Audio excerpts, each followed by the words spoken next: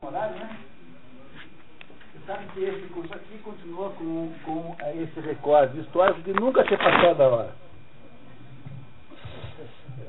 Então vamos, eu não queria romper essa série de realizações cronológicas maravilhosas e tal. Então, vocês estão gostando da história? É importante nessa etapa ainda que vocês estejam entendendo a história, ou seja, a sequência de acontecimentos dramáticos. Se vocês não entenderem a história, não há como entender depois o sentido da história. No fundo, nós não viemos aqui para entender a história, nós viemos aqui para entender o sentido. Mas entender a história é pré-condição para se conseguir entender o sentido da história. Então, a história que vocês estão lendo aí é a história de um rei que foi sendo aos poucos posto a escanteio pelas filhas que herdaram antecipadamente, quer dizer, antes da morte do rei, herdaram o rei. E o rei, então, agora encontra-se na situação pior do mundo, porque ele agora não tem casa nenhuma filha nem a outra, e encontra-se, então, sob a tempestade, sobre os elementos, né? sob a força da natureza bruta, a relento, né? Mas é pior do que o relento, porque o relento não implica necessariamente pegar chuva.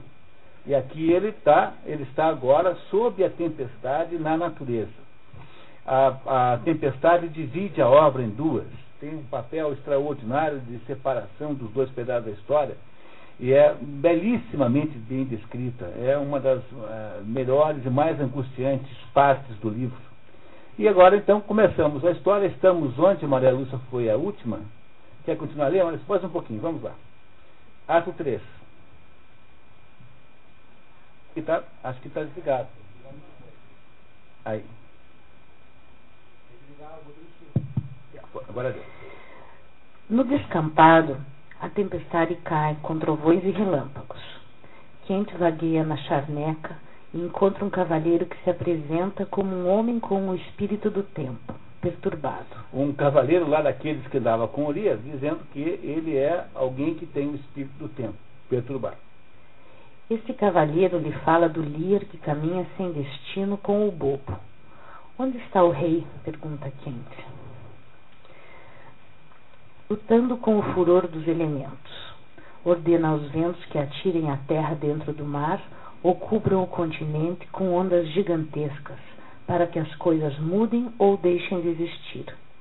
Arranca os cabelos brancos que as rajadas violentas, numa raiva cega, apanham em sua fúria e reduzem a nada. Do seu desprezível mundo de homem ele se agiganta, escarnecendo das voltas e revoltas do combate entre a chuva e o vento.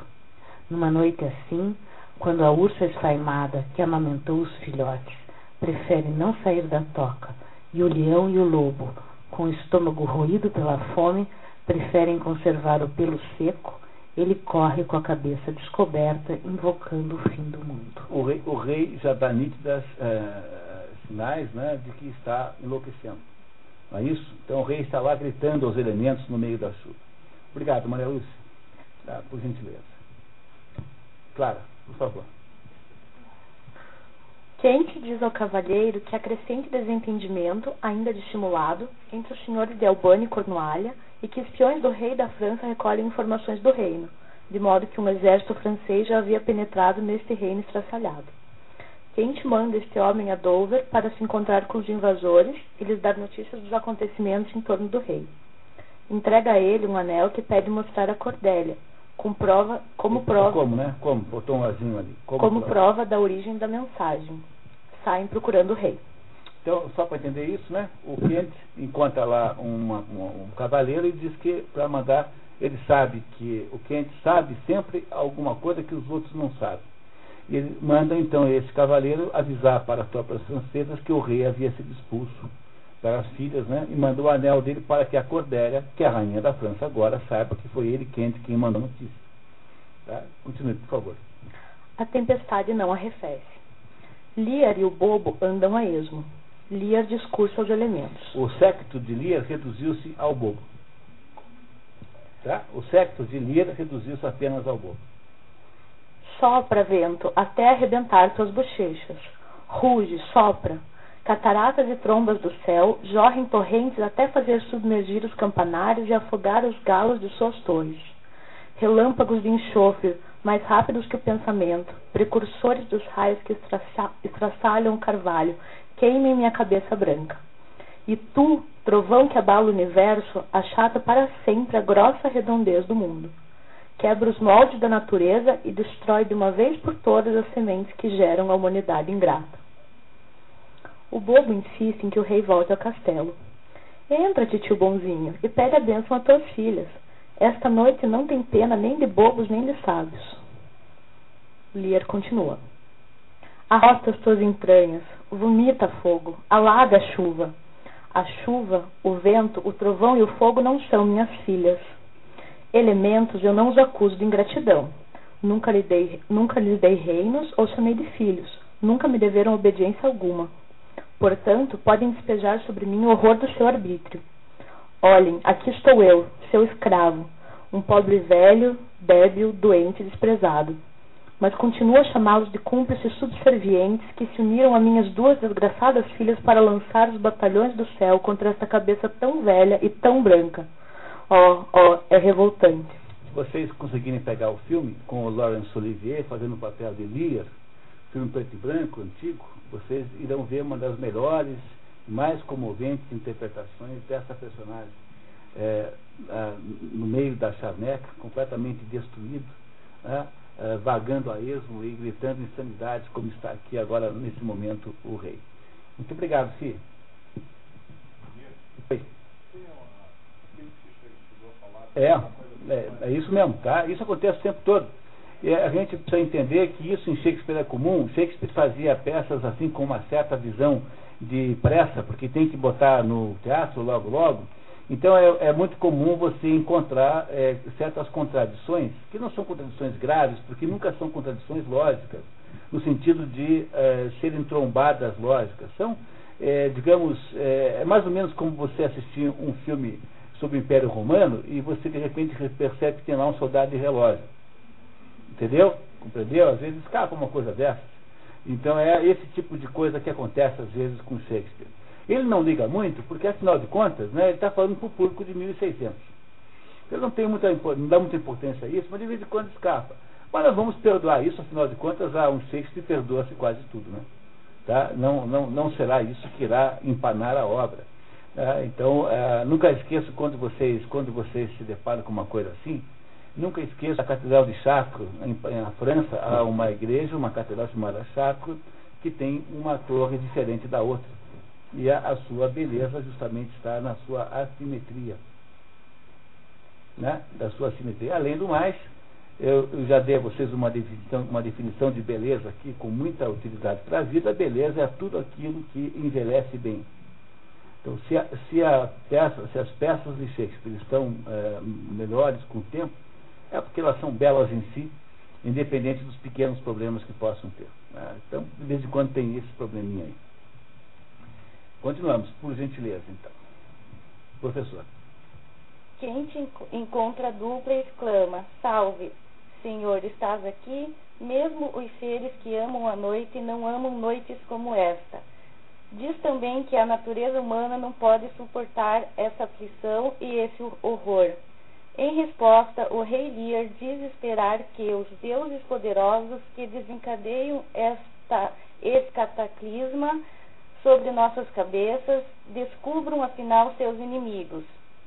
Quem te propõe ao rei abrigar-se numa cabana, a 2 passos dali, enquanto ele volta àquela dura casa, mais dura do que as próprias pedras com que foi construída, exigir com reconsideração. Quem te conduz Lear e o bobo para a choupana? No caminho, o bobo faz uma profecia. Quando os pobres só falarem o que exalte, cervejeiros não puserem água no malte, as damas ensinarem honra às freiras, homem de bem não ficar engalicado. Engalicado é envaidecido, exibido. Só ficarem os que andam com as rameiras.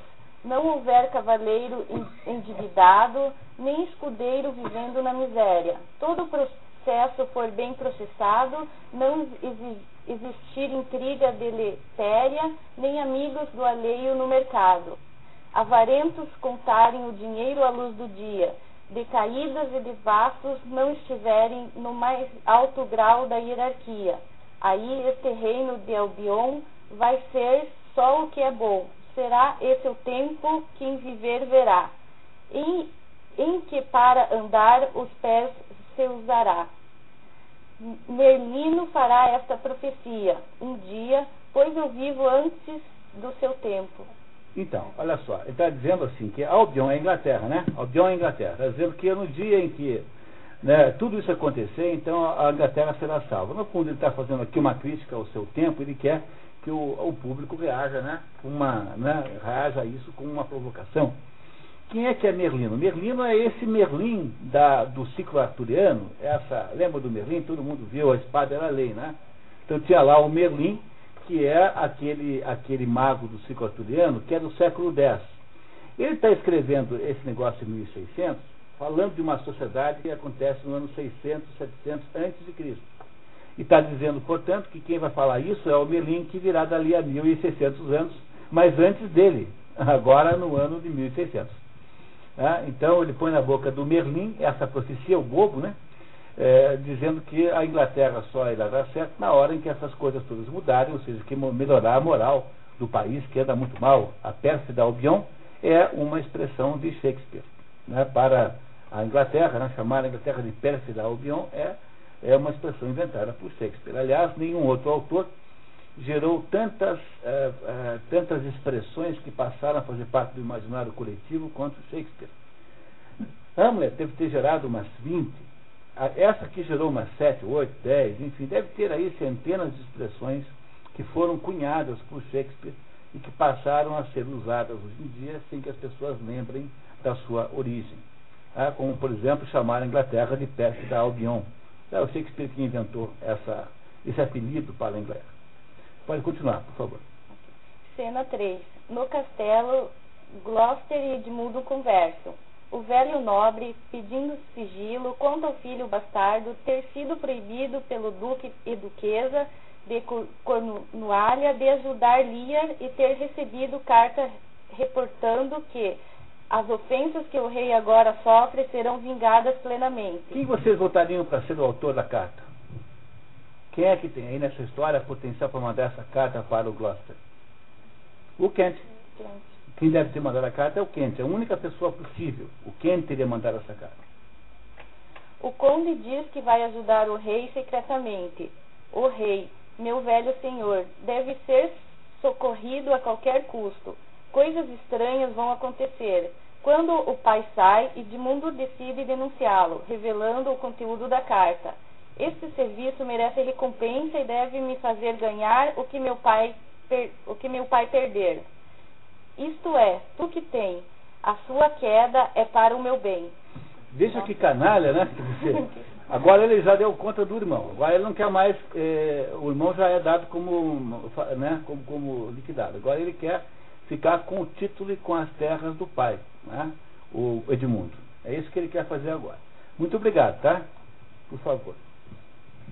Chegando à cabana, na charneca, Lear diz que a tempestade lhe é menos dolorosa que a ingratidão filial.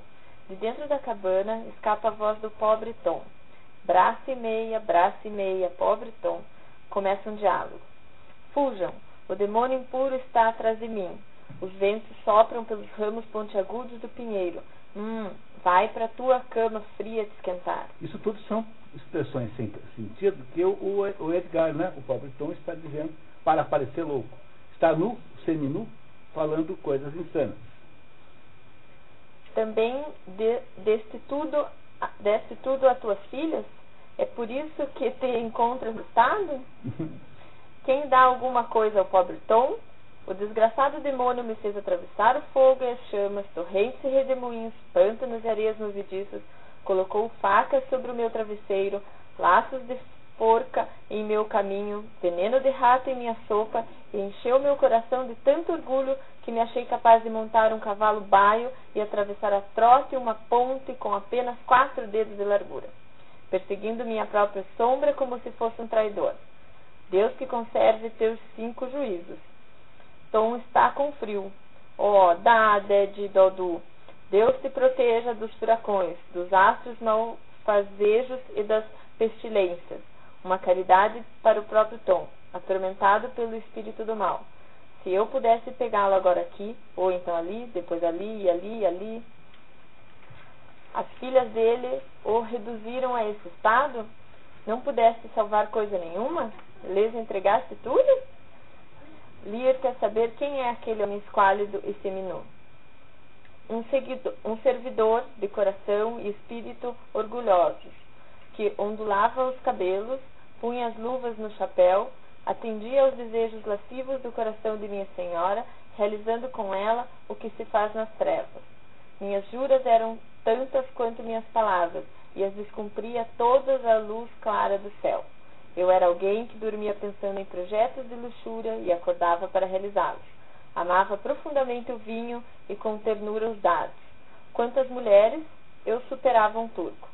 Falso de coração, fácil de ouvido, mão sanguinária, porco pela preguiça, raposa pela astúcia, leão na pilhagem, voraz como um lobo, um cão raivoso. O Edgar falando dele mesmo. Como ele não está louco, porque nós o sabemos, que ele nos contou, então é de imaginar que o Edgar tenha, pelo fato de estar lá atirado na charneca, sobre os elementos, ter percebido alguma coisa sobre a sua própria vida anterior. Não é isso? Tá? Então o Edgar fazendo aqui uma espécie de confissão, né, de como a sua vida é. Muito obrigado. Rubens, por gentileza. Pois não. Estava lá escondido lá dentro. É o Lear que chega, porque o Kent vê a cabana e tira o rei da chuva. Fala, vamos entrar naquela cabana. Quando eles chegam na cabana, encontram o Edgar, que estava lá escondido, porque o Edgar morava lá na natureza, né? Ele havia saído e morava lá como um bicho, assim, morava na natureza. Ao se deparar com a loucura do pobre Tom, Lear se descontrola. Estarias melhor na sepultura do que expondo teu corpo nu a tais extremos do céu? O homem é apenas isto? Observe-no bem. Não deve a seda ao verme, a pele ao animal, a lã à ovelha, nem seu odor ao miscareiro. O miscareiro é um tipo de animal que desprende um odor que se chama almíscar. É um mamífero e que é do qual se retira as glândulas para fazer perfume. Então, o homem deve a seda ao verme, quer dizer, ao bicho da seda, né? A pele é um animal, qualquer animal, né? A lã à ovelha e o seu odor, ou seja, os seus perfumes ao almíscar, que é essa substância natural que vem de um determinado mamífero, chamado almiscareiro. Aqui estamos nós três, tão adulterados. É ele, o Lear, o Tom, o Lear e o Kent, né? Tu não, tu és a própria coisa. O homem, sem os artifícios da civilização, é só um pobre animal, como tu, nu e bifurcado. Começa-se a despir-se. Fora com esses trapos emprestados. Desabotoa aqui. Começa a arrancar as roupas. O rei começa a parecer com o pobre Tom. Não é isso? O bobo rege. Titio, por favor, com calma. A noite não está boa para a natação. Chega Gloucester com a short. Não reconhece Kent nem Edgar. Vocês repararam que ninguém reconhece ninguém nessa história? É igualzinho aquele filme, aquele seriado do Zorro, porque lá em Los Angeles, só o Diego de la Vega e o Zorro que usam bigode. E aí o Sargento Garcia também, mas o Sargento Garcia não dá para confundir. Eu fico tão indignado com aquele negócio. Não é possível uma coisa dessa. Só quem tem bigode é o Diogo de la Vega e o Zorro, e nunca ninguém reconhece o Zorro do Diego de la. A mesma coisa aqui, nunca ninguém reconhece ninguém. Repararam que nunca ninguém reconhece ninguém? Agora entra o Gloucester, não reconhece nem o Kent e nem o filho, né? Estavam ali os dois, muito bem. Não reconhece? Não reconhece Kent nem Edgar, que se apresenta como o pobre Tom que se alimenta de rãs, de sapos, salamandras, lagartos e lagartixas. Gloucester convida o rei a voltar, apesar da proibição das filhas. As filhas querem sua morte. O bom amigo Kent bem preveniu o pobre desterrado. Lembra quando, dona Lígia, quando o Kent disse, você vai acabar, né, pagando a doença e despedindo o médico. Lembra? Então, o pobre Kent desterrado, que o Gloucester não sabe que é que está ali com eles, né, havia prevenido que ela faria exatamente o contrário do que devia fazer. Em vez de dar para a Cordélia, deu para as outras duas filhas. A tempestade continua. Gloucester conduz o grupo para sua propriedade, mas Lear não quer abandonar Edgar, que chama de filósofo e sábio tebano. Eu vou com ele, não quero me afastar do meu filósofo. Todos partem para o castelo do conde. Para o conde de Gloucester, né? Muito obrigado. Obrigado, Rubens, por favor. Está todo mundo entendendo a história? A sequência? Então tá bom. Cena 5.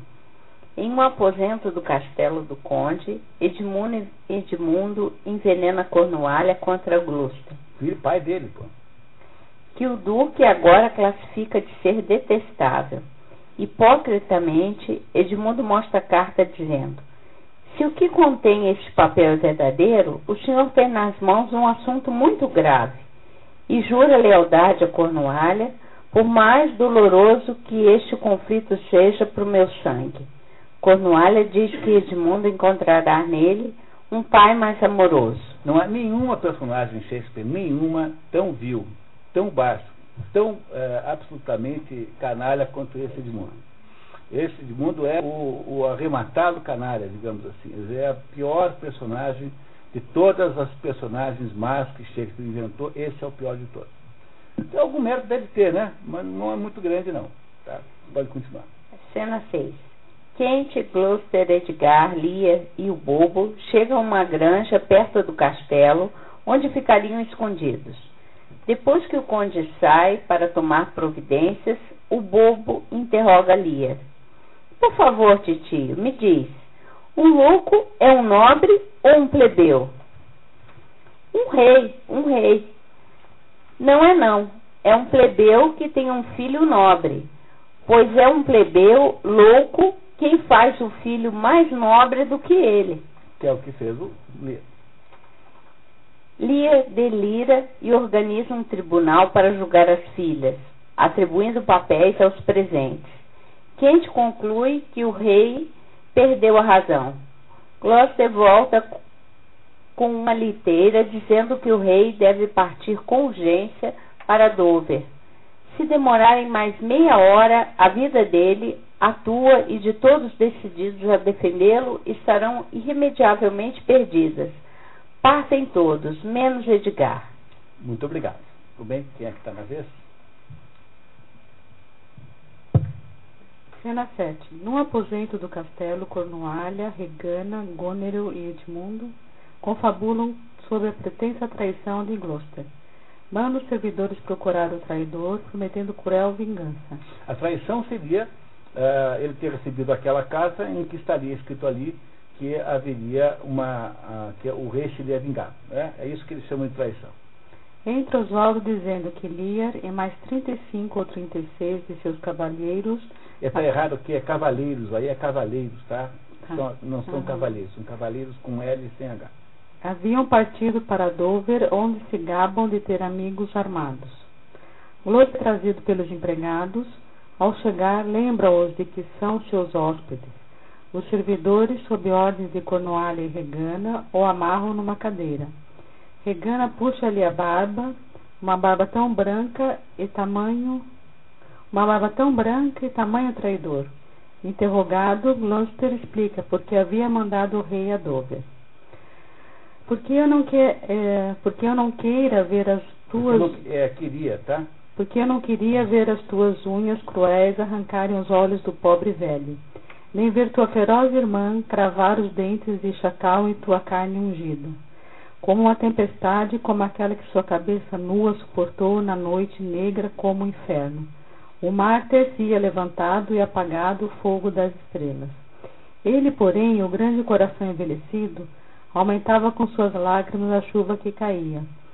Se os lobos uivassem à tua porta com aquele tempo horrendo, terias ordenado: bom porteiro, gira a chave, descendo qualquer crueldade em noite assim. Mas ainda hei de ver a vingança do céu cair sobre tais filhas. Obrigado. Como Walha arranca um olho de Gloucester. Um servidor horrorizado tenta impedir, luta com o duque, mas é morto pelas costas por Regana. Como Walha, apesar de ferido, arranca o segundo olho. O velho chama aos gritos por Edmundo e ela lhe diz: está chamando quem te odeia. Foi ele quem nos revelou a tua traição. Gloucester dá-se conta da verdade. Ó loucura minha! Edgar foi tão caluniado. Deuses misericordiosos, perdoa-me e protegei-o. Regana manda a criadagem jogar o cego para fora das portas da cidade, mas que ele fareje o caminho para Dover. Então, agora temos aí uma outra situação em que o Gloucester, que estava completamente iludido, achando que o Edgar era seu inimigo e o Edmundo era seu amigo, agora, para poder enxergar a verdade, teve que ser cegado antes. Então, o Gloucester é cegado dos dois olhos, e então, depois de ter cegado dos dois olhos, é que ele descobre toda a trama. Então, toma consciência da verdade depois que não tem mais olhos, só vê quando não pode mais ver. É isso? E aí, com isso, o Gloucester agora iniciará o seu próprio passeio pela tempestade, a sua própria imigração, a sua própria migração pelo mundo duro e cruel, como havia feito o rei um pouco antes. Muito bem. Quer ler mais um pouquinho? Edgar encontra cena 1. Edgar encontra o pai cego sendo conduzido por um velho mendigo pelo descampado. Gloucester diz ao seu guia que quer continuar sozinho. O senhor não enxerga o seu caminho. Vai vir agora uma belíssima uma declaração de ter compreendido alguma coisa. Pode ler. Já não tenho caminho, não preciso de olhos. Tropeçava quando via. Sucede muitas vezes. As vantagens que temos nos fazem descuidados, e são nossos defeitos que nos trazem vantagem.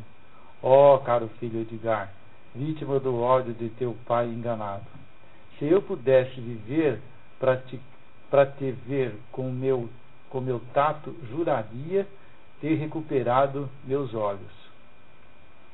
Avisado pelo velho da presença de um maluco, que é Edgar, Gloucester medita. Na tempestade da noite passada vi um tipo assim que me fez refletir que o homem não é mais do que um verme. Lembrei-me de meu filho, embora meu sentimento lhe fosse pouco amigo. Desde então aprendi muito.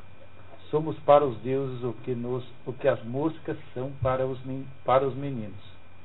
Matam-nos por brincadeira. Só por brincadeira. Esse pedaço é extraordinariamente expressivo porque ele é a declaração da tragédia grega.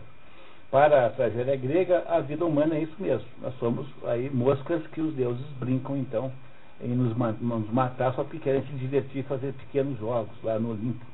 É nesse momento então que o Shakespeare presta um tributo à ideia da tragédia, muito embora é preciso que vocês sempre saibam que isso aqui não é uma tragédia. Isso aqui é o que nós chamaríamos modernamente de drama. Drama e a tragédia não são a mesma coisa. São formas artísticas completamente diferentes. A tragédia, todo mundo faz tudo bem, tudo certo, e os deuses nos matam mesmo assim. No drama, não. No drama, há sempre um espertalhão, alguém malicioso tentando fazer as coisas darem errado. Que é o caso aqui de metade dessa turma. Né? Das duas filhas, mais do Cornualha e mais do Edmundo. São as 4 criaturas malignas dessa história, portanto não é tragédia nenhuma, não são os deuses que estão fazendo errado. Quem está fazendo errado é o Edmundo que quer usurpar. Compreenderam a diferença? Tá? Na tragédia não tem ninguém fazendo assim. Quer dizer, as personagens trágicas fazem aquilo que é o seu dever, que é a sua obrigação. No drama, não. No drama tem aí sempre alguém mal intencionado querendo fazer o contrário. Muito. Falta um pedacinho, né? Termina lá. Reconhecido finalmente o pobre Tom. O camarada que anda nu pede ao velho que deixe o louco guiá-lo até Dover, dizendo: desgraçado o tempo em que os loucos guiam os cegos. Que maravilha, né? Desgraçado o tempo em que os loucos guiam os cegos. Isso ficou para a posteridade, até hoje dá para usar, né? Você pode usar, fazer um relatório na sua empresa para comentar o desempenho do seu chefe, assim, desgraçados os tempos em que os loucos dirigem. Bom, não faço isso, tá? Estou brincando, tá? Não faço, não precisa ir tão longe assim. O velho sai para buscar roupas para Tom. Gloucester pede ao louco que o leve até a beira do penhasco, em Dover. Dali em diante eu não precisarei mais de quem me guie. O que é que o Gloucester pretende fazer? Pular do penhasco. Muito bem, muito obrigado. Quem é que está na vez? Essas meninas, vamos lá, faz favor. É mesmo? Então, por gentileza, vamos recomeçar aqui. Você não quer ler? Não? Assim, vamos lá. Então, muito obrigado, João. Cena 2, vamos lá. A nossa história está indo para o clímax. Então, Roxana, por favor, deve estar ligado. Cena 2. Goneril e Edmundo, vindos à casa de Gloucester, chegam ao palácio do Duque de Albânia, que não está a postos para receber a mulher. Lembram, depois daqueles acontecimentos todos, a Goneril, que tinha ido lá para a casa da irmã sem o marido, volta acompanhada do Edmundo. Então, ela é mulher do Duque de Albânia, está indo para a casa dela. Osvaldo, perguntado por Goneril, diz que seu senhor está mudado. O que deveria lhe desagradar parece que lhe agrada. O que deveria lhe agradar ofende-o. Percebam que maneira maravilhosa de situar a situação. O Albânia não é do mesmo naipe das duas irmãs e do Cornualha. Como é que Shakespeare nos conta isso? Shakespeare nos diz que ele está na contramão do que o Osvaldo, o Cornualha, as duas irmãs pensam. Tudo aquilo que devia agradá-lo, ele não gosta. Já sabemos agora sobre o Albânia, que é uma figura meio ausente na história. Sabemos que o Albânia está na contramão da turma mal. Não é isso? Tá? Vamos lá então. Goneril diz a Edmundo: os projetos que fizemos durante a viagem talvez se realizem. Muito breve. Se ousares arriscar da tua parte, receberás ordens e um amante às ordens. Opa, agora estamos estamos descobrindo que a Goneril está tendo um caso com o Edmundo. A Goneril casada com o Albânia. Tem um caso com Edmundo, que é o filho bastardo, agora com todos os poderes do Gloucester. Edmundo partem com ordens de apressar o recrutamento das tropas. Ela suspira: meu queridíssimo Gloucester. Quem é que esse Gloucester que você está falando? O Edmundo, porque ela dá o pai como morto, portanto o Edmundo agora virou Gloucester. Não é? Compreenderam, né? Então, pode ler de novo. Meu queridíssimo Gloucester. Ó, que diferença de homem para homem. Tu mereces os favores de uma mulher. Um imbecil usurpa o meu corpo. Quem quer que seja imbecil? O marido. É o marido. E entra em seguida. Ó. Entra o Duque de Albânia e censura a mulher. Ó, Goneril, não vales nem a poeira que o vento sujo sopra no teu rosto. Eu temo o teu caráter. Um ser que despreza a própria origem não pode ser contido em nenhum limite. Aquela que por si mesma se arrebenta e se esgalha do seu tronco vital há de murchar por força e ser atirada ao fogo como coisa morta. Muito bem, sabemos agora que o Albânia ele está contrário aos planos das duas irmãs e do Cornualha, né? Portanto, sabemos que o Albânia representa uma resistência aos planos que estão, aos acontecimentos que nós estamos vendo. Muito obrigado, tá? Anatólio, por favor. Albânia acusa as irmãs de serem tigres, não filhas, e de enlouquecerem o pai. Se os céus não enviam rapidamente seus anjos vingadores para reprimir tão vis ofensas, o caos virá. Os homens se entrevorarão como monstros do abismo. Goneril chama-o de homem de fígado de leite. Quer dizer, molenga, né? Covarde. E pergunta: onde está teu tambor? Quer dizer, onde é que você está onde é que está teu exército para atacar os franceses que estão querendo nos derrubar? Albânia responde: contempla-te a ti mesma, demônio. A deformidade própria do diabo é muito mais horrenda na mulher. Viu só? É isso não, fica bem certo. Ela o chama de tolo inútil. No meio da discussão, chega o mensageiro com a notícia da morte de Cornualha, como consequência do ferimento recebido no episódio da mutilação de Gloucester. Lembra que ele luta com o empregado e é ferido? Pois acabou de morrer o Cornualha. Goneril não gosta da notícia porque a irmã, agora viúva, mora com o seu Gloucester. O edifício de minha fantasia pode desmoronar, tornando minha vida odiosa. Albânia quer saber onde estava Edmundo quando tal violência fora cometido e fica sabendo da traição do bastardo. Albânia declara: Gloucester, eu vou viver para agradecer o amor que demonstraste pelo rei e para vingar os teus olhos. E esse Gloucester agora é o velho, tá? Compreenderam? A Goneril fica muito aborrecida porque agora a outra é viúva e está lá morando perto do Edmundo, de quem ela é amante. Então, ela tem um problema para resolver agora, como é que mata o marido. Não, objetivamente, é o problema que ela tem que resolver, né? Muito obrigado. Cena 3, Roxana, por gentileza. No acampamento francês... Tem alguma dúvida? Um minutinho. Tudo certo? Então tá. No acampamento francês perto de Dover, Kent e um fidalgo conversam sobre a ausência repentina do rei da França que volta para o continente e deixara no comando o marechal Lafar.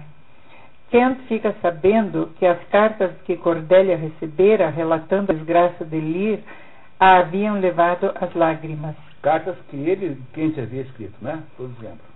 Na verdade, uma ou duas vezes pronunciou o nome pai, com uma palpitação, como se aquilo lhe oprimisse o coração. Exclamou: irmãs, irmãs, vergonha das mulheres, minhas irmãs, Kent, meu pai, minhas irmãs, como na tempestade, no meio da noite, só não se acreditando mais na piedade. Aí sacudiu a água bendita dos olhos celestiais, afogando sua emoção, e saiu depressa para ficar a sós com sua angústia. São as estrelas que acima de nós governam nossos temperamentos. Serão o mesmo casal... Se não. Casal... Aquela regra de que é si que fala, também vale para o se não. Se não. O mesmo casal não poderia gerar filhos tão diferentes. Não falaste mais com ela? Kent diz ao fidalgo que Lear está nas imediações, mas, nos seus momentos de lucidez, não consente em ver a filha por vergonha. Essa expressão, são as estrelas que governam, isso também ficou para a posteridade. Repare que o Kent e o Gloucester acreditam nas estrelas, quer dizer, eles acham que as coisas são governadas em algum lugar maior do que a nossa própria vida aqui, e a única personagem que se opõe completamente a isso é o Edmundo, que acha isso tudo besteira. Mas o Kent aqui também está falando das estrelas. Isso é muito bonito, né? Muito bonito. Cena 4. Cordélia, informada da presença do pai, manda uma centúria procurá-lo. Procurem palmo a palmo em todos os sentidos. Eu o quero diante de meus olhos. Procurem por ele antes que o furor descontrolado destrua essa vida que a razão já não governa.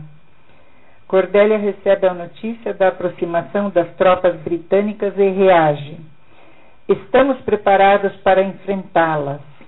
Não é a ambição incontida que impele as nossas armas, mas o amor, o terno amor e o direito do meu pai envelhecido. Muito obrigado. Reparem que nessa época não tem França nenhuma, tá? Vocês compreendem? Quer dizer, então, a ideia de que há um rei da França é uma dessas confusões que Shakespeare faz de época.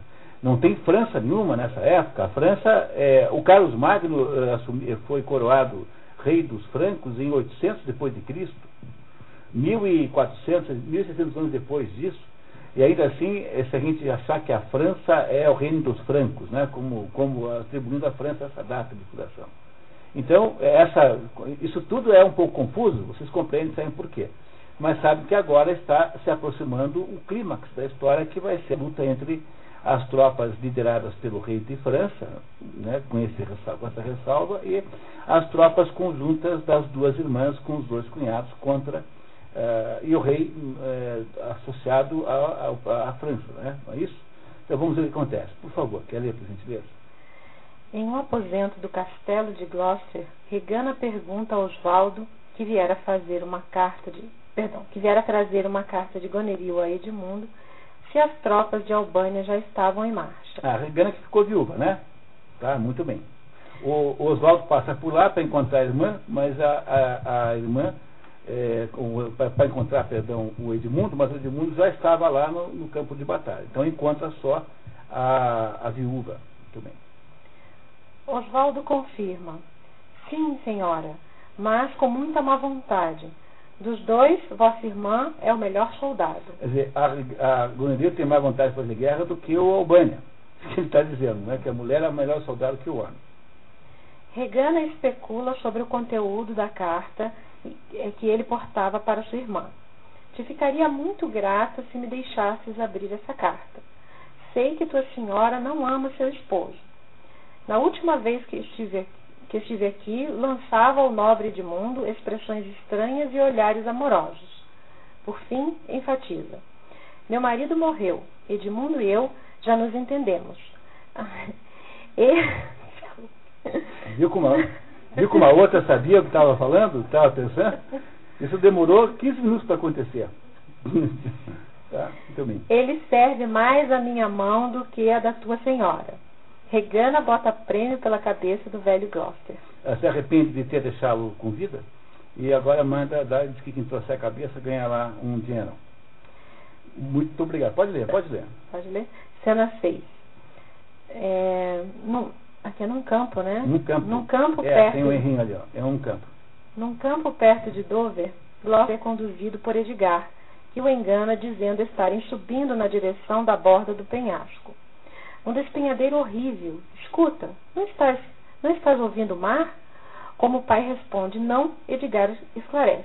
Bem, então é porque teus outros sentidos se alteraram com a dor dos teus olhos. Edgar comunica ao pai terem chegado ao limiar do precipício.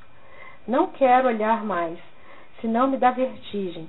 Perco a visão e posso me precipitar no abismo. Gloucester pede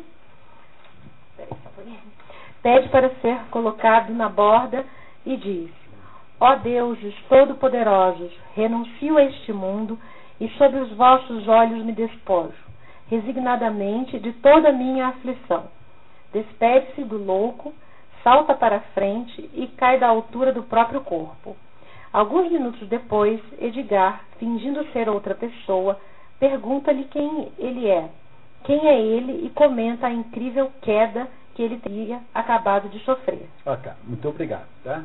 Como ele é cego, não sabe nada, né? Ele deve estar muito perturbado. Então, o Edgar quer que ele faça a experiência de perder a vida para valorizá-la novamente. É a tempestade do Gloucester equivalente à tempestade do rei. Compreenderam? Tá? Muito bem. Continuamos. Por favor, Luiz, por gentileza. Mesmo que fosses feito só de teia de aranha e penas de ar, deverias ter-te esborrachado como um ovo, caindo dessa altura gigantesca. Mas tens peso considerável, e no entanto respiras, não sangras, falas, estás são e salvo. 10 mastros superpostos não dariam a altura de onde caíste perpendicularmente. Tua vida é um milagre. Fala de novo. Ao descobrir-se vivo, apesar da terrível queda, Gloucester pergunta-se: será que a desgraça não tem o direito de pôr fim a mim mesmo com a morte? Edgar continua a farsa e pergunta quem era aquele sujeito com aparência demoníaca de quem ele se pedira no alto do penhasco. Um pobre desgraçado mendicante, diz Gloucester. Para ele, diz Edgar, parecia algum demônio. Aparece Lear coroado com fétidas ramagens, urtigas, folhas secas, agrião, cicuta, joio, campainhas e todas as ervas daninhas em nosso trigo de sustento. O que aparece na lavoura de trigo. Imagine um rei todo cheio de coroas com plantas em volta, todo enleado com plantas. E dizendo sandices. Gloucester reconhece a voz do rei. Recuperando momentaneamente a razão, Lear reconhece. Me adulavam como cães e diziam que eu tinha barba branca quando eu ainda nem tinha barba preta. Diziam sim e não a tudo que eu dizia. Dizer sim e não assim não é boa teologia. Quando a chuva me encharcou e o vento me fez ranger os dentes, quando o trovão não quis calar ao meu comando, foi então que eu descobri e farejei quem eram. Não interessa. Elas não são homens de palavra. Elas não são as filhas. Porque são as filhas. São as filhas. Pois chegaram a dizer que eu era tudo. Uma mentira. Eu não resisto a uma febre intermitente. Ele descobre aqui, então, que ele não é um super-homem, que ele não é um ser divino, que ele é apenas um pobre coitado e que ele não resiste a uma febrinha. E ele, então, chega a uma conclusão de sabedoria, passando por todo aquele episódio, por todo esse sofrimento, de saber quem é a sua verdadeira natureza. Esse é o momento em que o rei, então, retoma a possibilidade da salvação, né? Mas depois a gente vai entender melhor. Por favor, dona Lígia. Gloucester assevera: o fragmento arruinado da natureza. Aqui tem um errinho, ó fragmento, faltou acento agudo naquela letra ó. Ó fragmento. O fragmento arruinado é o rei. Né? Ó fragmento arruinado da natureza. Este mundo imenso também terminará assim, no nada. Lear percebe que o conde não tem mais olhos, mas diz a ele: e este desafio? Repara sobretudo na caligrafia. Gloucester argumenta: como? Com o buraco das órbitas? Mesmo sem olhos, um homem pode ver como anda o mundo. Olha com as orelhas, vê como aquele juiz ofende aquele humilde ladrão. Escuta com o ouvido, troca os dois de lugar, como pedras nas mãos, qual o juiz, qual o ladrão? Já viste um cão que roça a ladrar por um miserável? Por um miserável? Já, meu senhor. E o pobre diabo correr de vira-latas, pois tens aí a imponente imagem da autoridade. Até um vira-lata é obedecido quando ocupa um lugar. Oficial quando ocupa um cargo, né? Até um vira-latas é obedecido quando ocupa um cargo. Essa é uma frase que ficou para a posteridade também. Quer dizer, o sujeito não vale nada, mas tendo um cargo é obedecido. Quer dizer, do que valem então as glórias humanas, não é isso que ele está dizendo. Oficial velhaco, suspende a tua mão. Deixa eu pegar aqui que estou perdido. Suspende a sua mão ensanguentada. Ensanguentada. Por quê? Chicoteadas essas prostitutas? Porque chicoteias esta prostituta? Desnuda as tuas próprias costas, pois ardes de desejo de cometer com ela o ato pelo qual a chicoteias. O usurário enforca, e ardes de desejo de cometer com ela o ato pelo qual a chicoteias. O usurário enforca o devedor. Os buracos de uma roupa esfarrapada não conseguem esconder o menor vício, mas as togas e os mantos de púrpura escondem tudo. Cobre o crime com plas de ouro e, por mais forte que seja a lança da justiça, se quebra inofensiva. Um crime coberto de trapos, a palha de um pigmeu o atravessa. Não há ninguém culpado, ninguém, digo ninguém, eu me responsabilizo. Muito obrigado. Perceberam? O rei toma consciência agora da estrutura real do mundo, como é que as coisas são, de quanto é vazio a sua existência como autoridade, toma conhecimento então da estrutura real do mundo que ele desconhecia até então. Muito obrigado. Quem está na vez? Mas completamente. Essa é a razão pela qual nós estamos lendo isso hoje. Né? Quer dizer, o que eu acho que a pergunta da Dona Lídia foi muito boa, porque eu queria apenas enfatizar aqui que as obras que são escolhidas para esse programa são todas obras que são permanentes, digamos assim. São as obras que, de alguma maneira, descrevem a condição humana e, então, elas servem para todos os tempos. Quer dizer, elas têm validade ontológica. Elas descrevem o ser humano na sua plenitude, o que significa que estas obras valem tanto para os Flintstones, quanto para os Simpsons, quanto para os Jetsons. Tá claro isso? Tá? Tá para todo mundo. Vamos lá. Edgar comenta a parte. Que mistura de bom senso e de absurdo. A razão na loucura. Lear, reconhecendo Gloucester, declara que se pretende chorar minha desventura, toma os meus olhos. Chega um comando francês à procura do rei. Ah, aí está ele. Apoderem-se dele. Senhor, sua muito amada filha. Lear sai correndo, seguido pelos soldados, enquanto a cena transcorre. Gloucester pergunta a Edgar. Quem és, meu senhor? Um homem muito pobre, tornado submisso aos golpes do destino, que por artes de dores vividas e sofridas se tornou sensível à compaixão.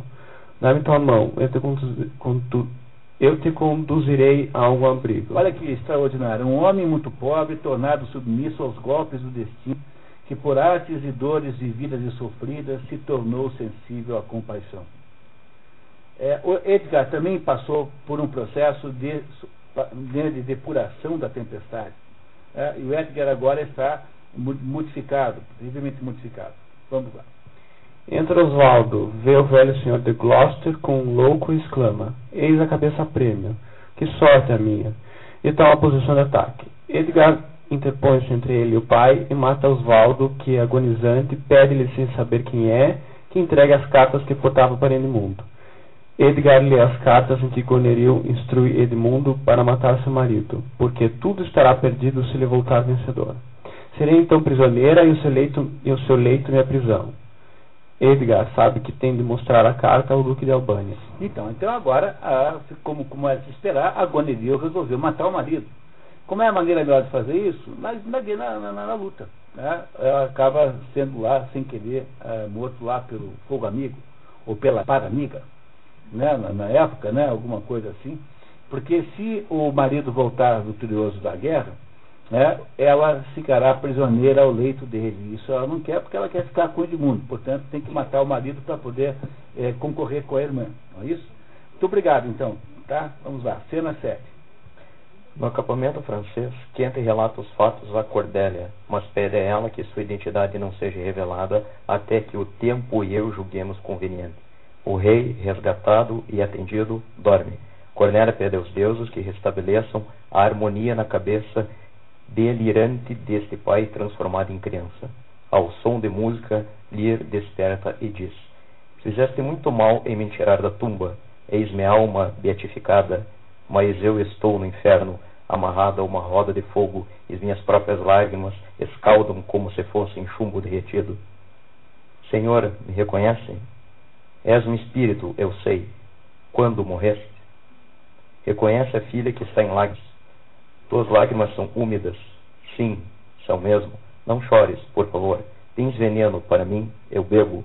Eu sei que tu não me amas, porque tuas duas irmãs, eu bem me lembro, me maltrataram muito. Tu tens um motivo.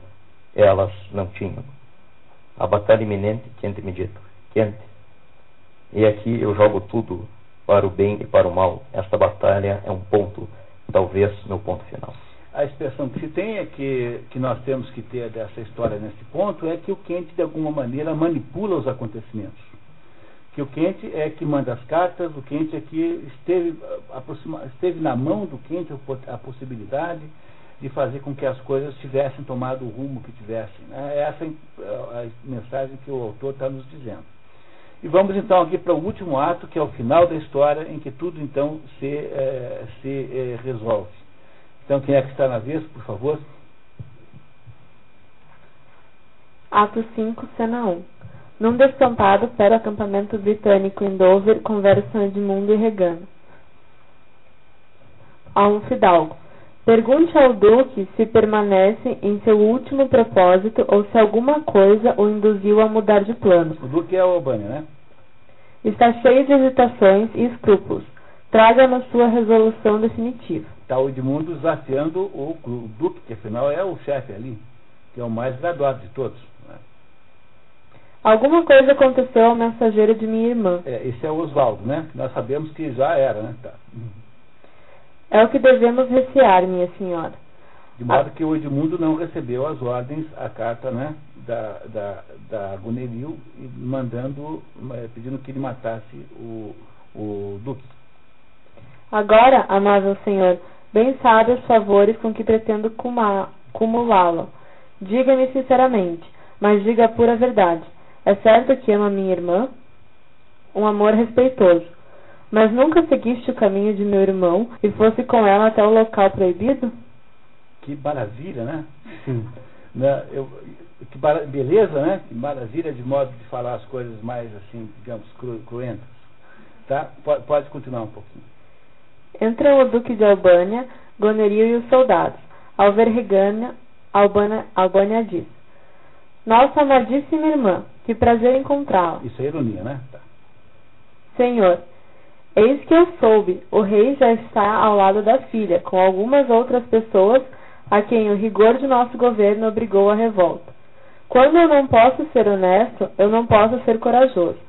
Se tomei armas neste caso, foi porque o rei da França invadiu as nossas terras, não porque ele apoia o rei e os outros que, lamento, se ergueram contra nós por causas justas e graves. O Albani, portanto, não é um covarde, ele é um sujeito que tem que preservar o sentido de justiça nas coisas. Portanto, ele, embora tenha sido mais ou menos vendido como um covarde pela mulher, pela Gonerill, ele, na verdade, é um sujeito que produz uma vida com base numa noção de justiça. O Albânia, né, que agora reapareceu. Muito obrigado, tá? Quem é que está na vez?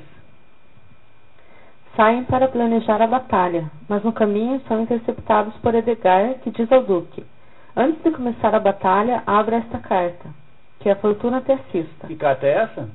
É a carta da Gonerill para o Edmundo, dizendo para o Edmundo matar o Albânia, que acabou de interceptar a carta. Né? Tá claro para todo mundo isso. Tá? Aquela que o Edgar tomou quando matou o Oswaldo. Enquanto isso, Edmundo medita no fato de ter jurado amor a ambas as irmãs e não poder ficar com ambas.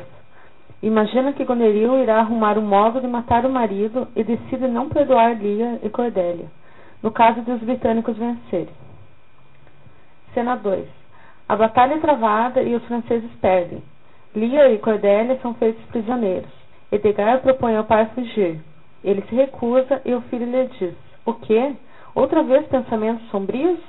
Os homens devem aguardar a hora de sair deste mundo com a paciência com que esperam a hora de entrar nele. Estar preparado para tudo. Venha. Essa expressão, estar preparado para tudo, repete-se em Hamlet, em que Hamlet diz: Readiness is all. Tá? Estar preparado é tudo. É uma expressão costumeira em Shakespeare.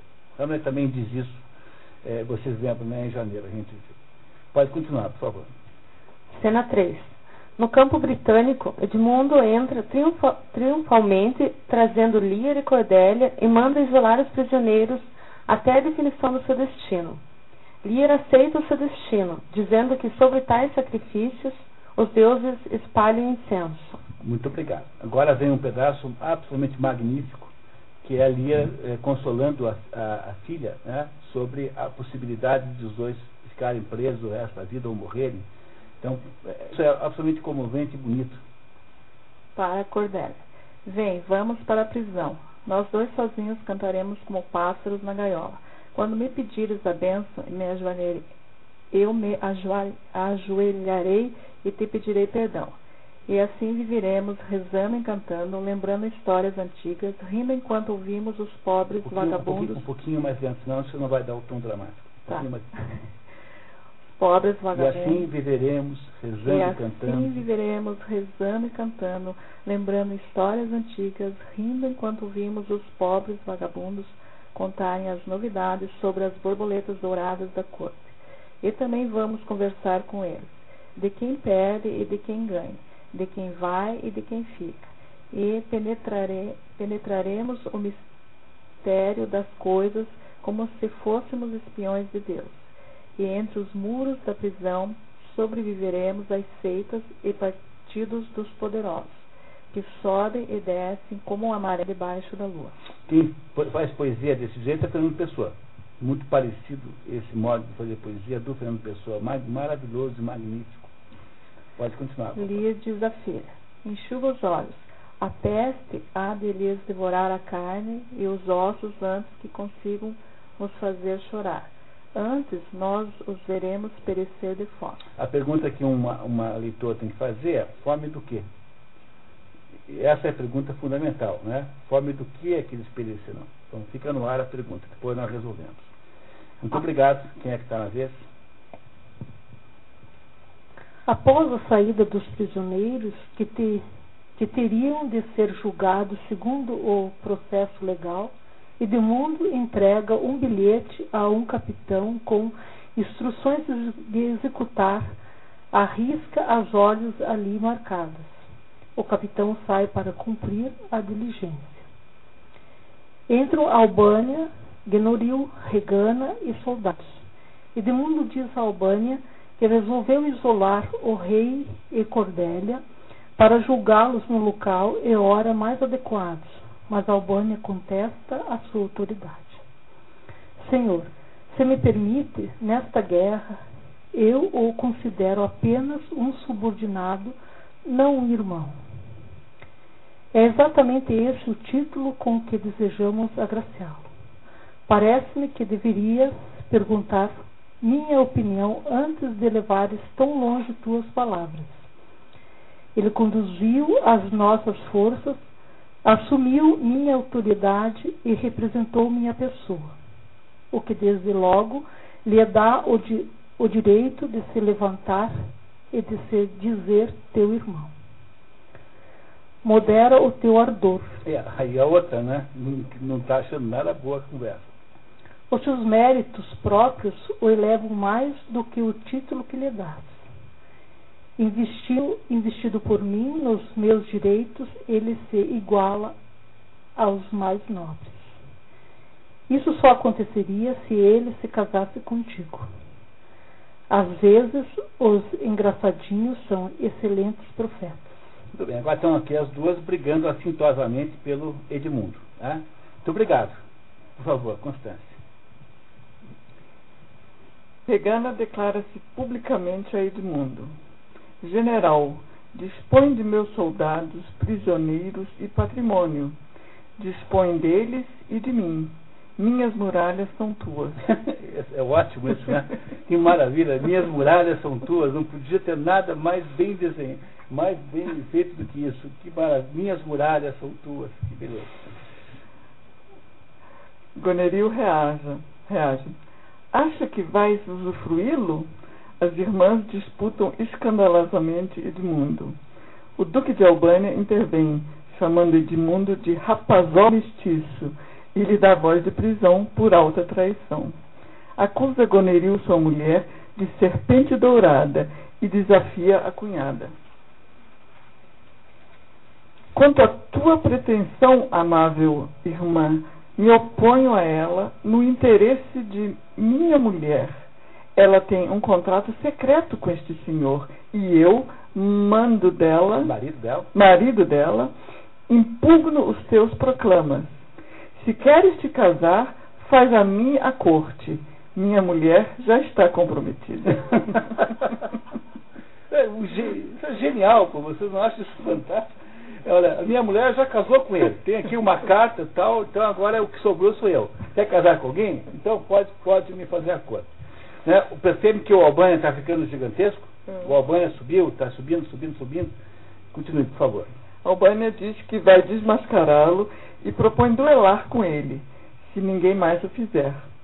Mandam chamar um arauto que proclama: se houver nas fileiras do exército qualquer homem de alta posição ou qualidade disposto a afirmar que Edmundo, pretenso conde de Gloucester, é um múltiplo traidor, apresente-se ao terceiro troque da trombeta. ele está pronto a defender. Você, quando é uma espécie de maneira de fazer um desafio, um cavaleiro não é obrigado a duelar com alguém abaixo da sua condição social. Entendendo? Pela mesma razão pela qual o Mike Tyson não é obrigado a aceitar o desafio de um sujeito que treina ali no Parolim. Porque se fosse assim, todo mundo ia querer brigar com o Mike Tyson, porque mesmo que você perdesse, né, haveria um grande sucesso. Né? Então, o cavaleiro tem direito de recusar um oponente. Por isso aqui o arauto diz assim, que apresente-se o cavaleiro, diga a sua posição para saber se o outro aceita. Né? Por favor, Constância. Regana começa a passar mal e é levada embora para a tenda de Alban. A tenda tem um enredo. Ao terceiro e último toque da trombeta entra Edgar. Perguntado por seu nome e posição social, Edgar responde: saibam que meu nome se perdeu. Foi roído e gangrenado pelo dente da traição. Mas sou tão nobre quanto o adversário que pretendo enfrentar. Conforme a regra, desafia Edmundo, chamando-o de traidor dos seus deuses, de seu irmão e de seu pai. Lutam. Edmundo cai ferido. De morte. Edmundo cai ferido e quer saber quem o havia vencido. Meu nome é Edgar, sou filho de teu pai. Os deuses são justos e nos castigam com nossos vícios mais doces. Ter-te gerado em lugar escuro e vicioso custou-lhe os olhos. Custou ao velho que ficou cego, né, como uma espécie de castigo pelo ato de ter gerado o Edmundo Bordel. Falaste certo, é verdade. A roda completou seu giro. Eu estou aqui. A roda do destino. É um conceito hindu, a ideia de que o destino gira e chega lá. Muito obrigado, tá? Carlos Gênio. Goneril foge. Albânia manda oficiais atrás dela.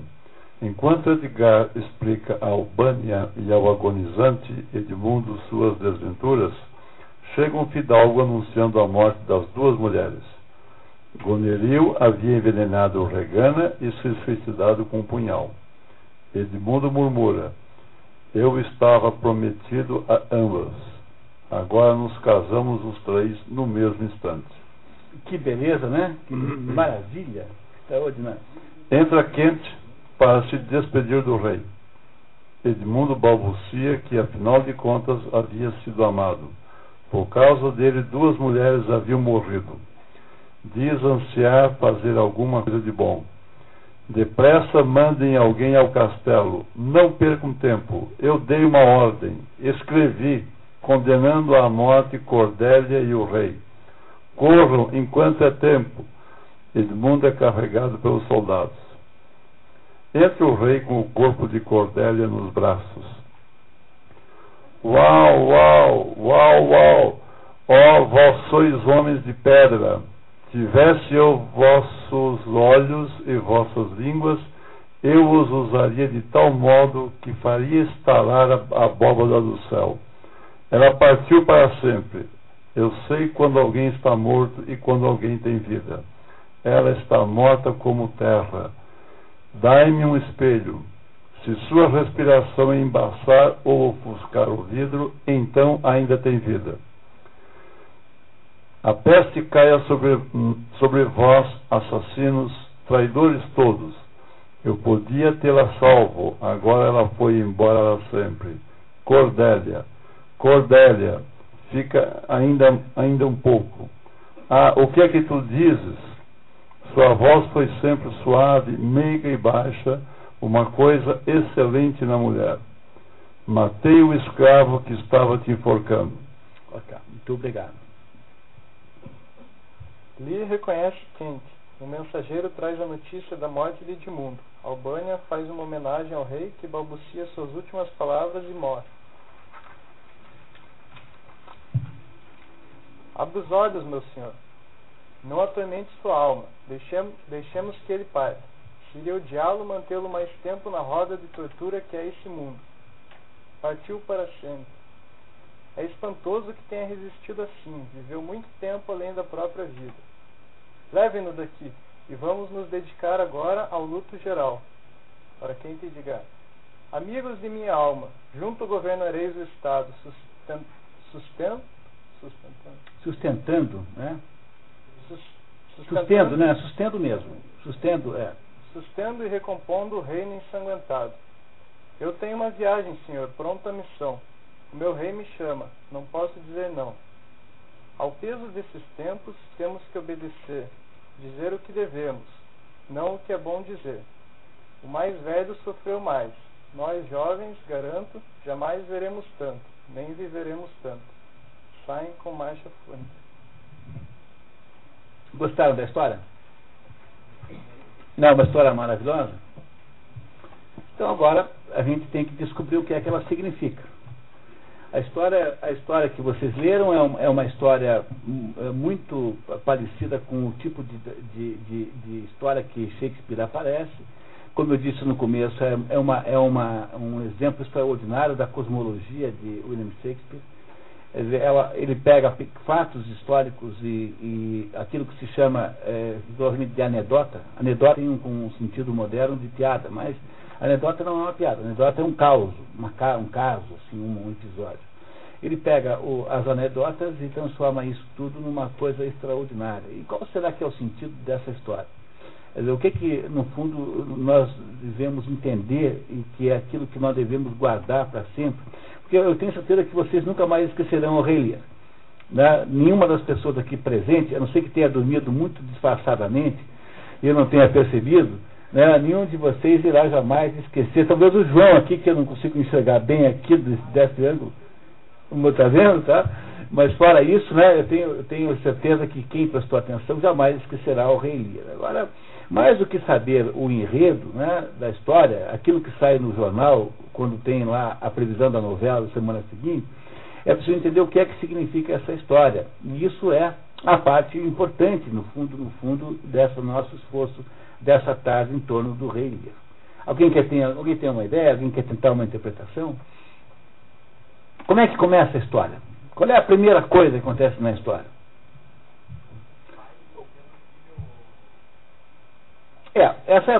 A primeira coisa é a situação do pai, do Gloucester, contando como é que ele foi ter esse filho bastardo. De certo modo, é uma situação meio grosseira aquela, né? Quer dizer, ele lida com o assunto de um modo um pouco grosseiro, isso é claro, né? Mostrando, né, que foi uma coisa assim, não é uma situação amorosa, mas é um pouco irônica. Mas no fundo, né, o que acontece em seguida, que é verdadeiramente importante, é a repartição do reino entre as filhas. E aí então nós vemos uma cena ridícula em que um rei fica fazendo uma brincadeirinha de pedir, né, condicionar uma repartição de uma coisa dessa a uma declaração de amor falsa. Né? Se você não fizer isso, você não faça aquilo. Né? Não é isso? Então essa situação inicial acaba então numa coisa muito trágica, que foi a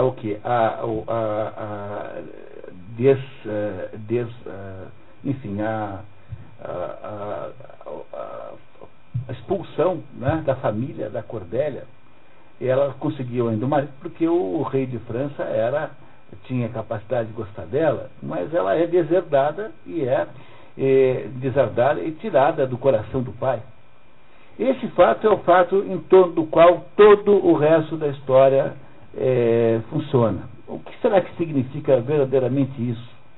A Cordélia era mais moça, a que se recusou a declarar-se apaixonada pelo pai de um modo falso, e no entanto, tendo ela mantido a sua opinião, a Cordélia é expulsa e rejeitada pelo pai. E a Cordélia então vai embora, e a ausência da Cordélia é o início de todas as coisas, inclusive da depressão do bobo. Qual será o sentido da rejeição da Cordélia? O que é que a Cordélia representa nessa história? A verdade? É a verdade, de certo modo, mas é um pouco mais do que a verdade. A verdade, sim, ela representa a verdade, você tem razão. O quê? Sinceridade, a honestidade. As outras duas estavam sendo honestas quando fizeram aqueles elogios todos ao pai? Não. Então a Cordélia parecia das três, mesmo que ela tivesse menos amor do que a outra, pelo menos mais honesta. Não é isso? Né? Então, o que é logo de início é um ato de sinceridade que é punido com uma rejeição. Quem é que o rei representa nessa história? Eu preciso entender agora qual é o sentido do rei e da Cordélia. Ela não se rendeu ao poder do rei, porque ela na verdade, não queria abdicar da sua opinião contra o quê? O que ela perde com isso? Ela perde o dote. Ela perde, portanto, uma herança, perde uma coisa muito valiosa aos olhos das irmãs. Tanto é que as irmãs dizem para ela assim, olha, você tanto fez para não ter o que você não tem agora, então, azar seu. Quer dizer, ela não submete a sua opinião a uma chantagem, que o rei estava fazendo, não era uma espécie de chantagem que o rei fazia? Isso parece uma coisa sábia da parte de um rei?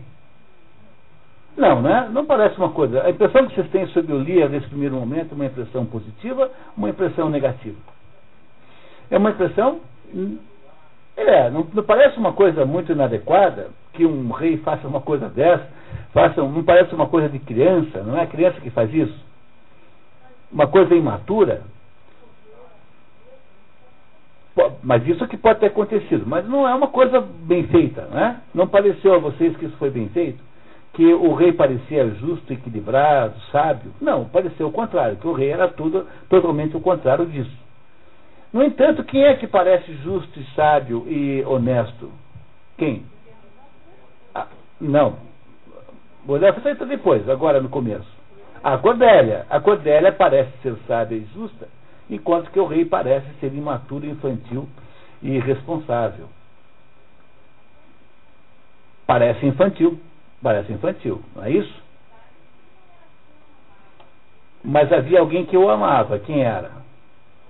A Cordélia. Quem mais? O Kent. O Kent ama de fato o rei. Tanto é que ele, sendo expulso de modo vergonhoso, humilhante, mesmo assim ele volta. E claro que o rei não reconhece, mas isso ninguém reconhece ninguém. É esse fenômeno Diego de la Vega Zorro, né? Esse fenômeno incompreensível que um dia eu vou descobrir como é que se explica uma barbaridade dessa, né? Mas tá certo. Deve ser essa a razão, né? Muito bem. Também, por outro lado, a ideia de que há um irreconhecimento generalizado parece ter alguma utilidade nessa trama. Quer dizer, parece que há uma espécie de alheamento, as pessoas não se reconhecem, mas pode não ser apenas uma maneira de escrever, mas pode ter aí algum sentido oculto, pode significar alguma coisa. Mas mesmo que nós não saibamos a resposta para isso, a verdade é que esta história começa com dois rompimentos extraordinários. O primeiro rompimento é o rei que rejeita a filha, e o segundo rompimento é o Edmundo que rejeita o pai. Vocês percebem que o Edmundo e o pai fazem o mesmo processo com o sinal trocado, porque o pai, né, é que é abandonado pelo Edmundo. Mas o que é o Edmundo? O que é rejeitado em final de contas? Né? O que é que o rei Lira rejeita porque não consegue mais enxergar nada?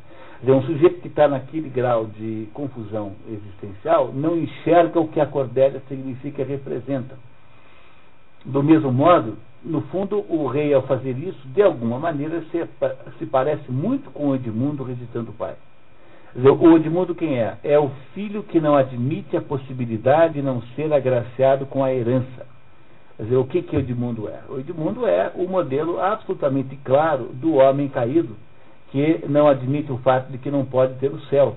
Porque o Edmundo é o filho ilegítimo, aquele então que percebe que a sua situação, o seu status existencial, é um status de negação. Ele não receberá nada.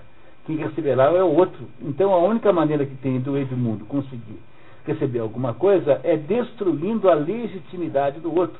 Ou seja, é preciso implantar uma nova ordem para que o Edmundo possa ser o herdeiro daquilo que ele quer ser. A ilegitimidade dele impede, a não ser que ele possa implantar alguma ordem nova, que é o que ele decide fazer. Ele decide transformar, virar o jogo a seu favor. Ele não acredita que possa existir alguma coisa que o céu estabeleceu, porque ele não acredita no céu. Ele acha que isso tudo são crendices e que, no fundo, é a mão forte do sujeito quem faz o seu destino. Ele, então, encontra-se na posição de produzir os atos que irão fazer com que o céu sorria para ele contra todas as tendências desse mundo em que ele é apenas o rejeitado. O que acontece no primeiro momento dessa história é uma rebelião contra o espírito. A Cordélia representa o espírito. Ela representa a bondade, representa a abnegação, ela representa as coisas que não são desse mundo, ela representa os valores abstratos e completamente desassociados das coisas da posse, do mundo concreto, da propriedade.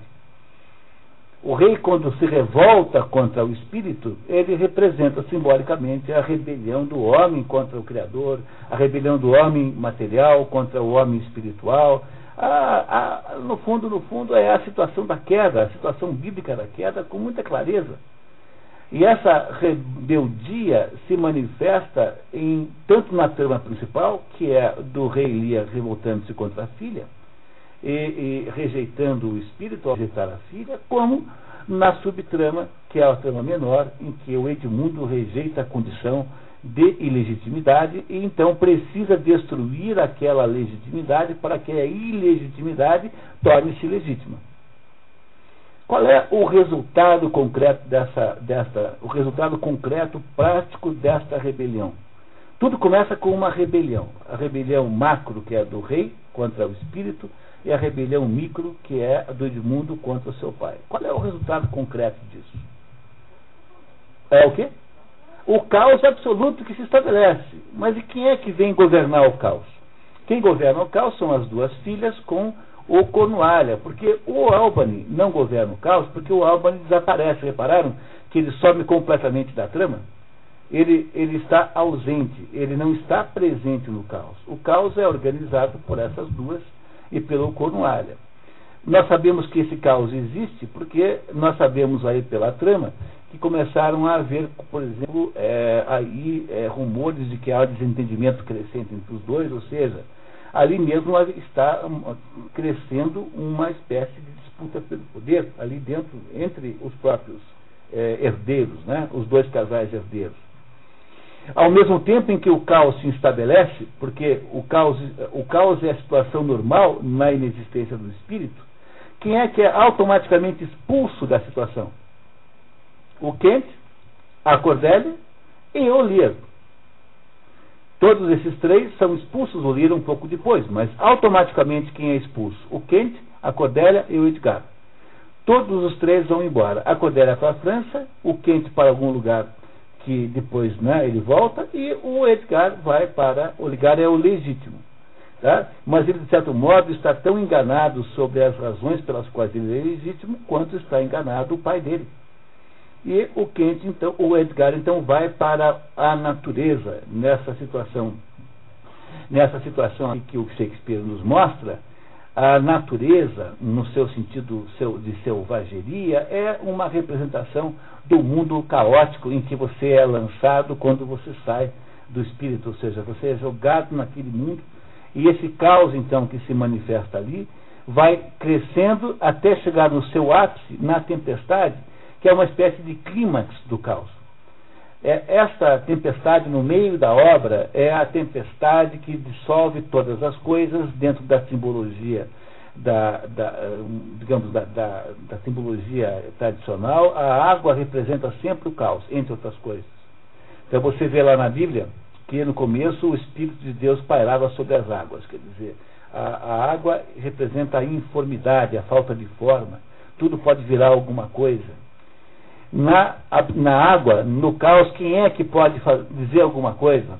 Só aqueles que são capazes de viverem o caos com a mesma loucura que ele representa.